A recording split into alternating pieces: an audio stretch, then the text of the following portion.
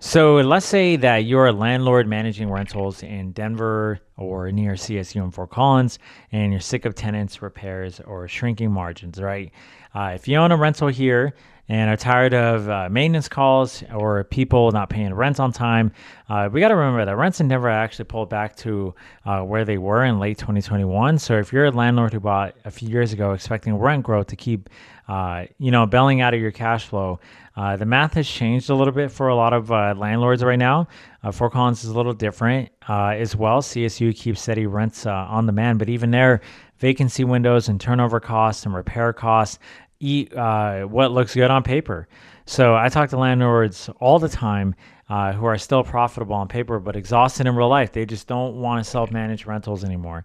So if you're doing the math and realizing the return isn't worth the stress anymore and you want some peace of mind, you just want to move on, you don't have to list it or deal with showings or even fix anything up.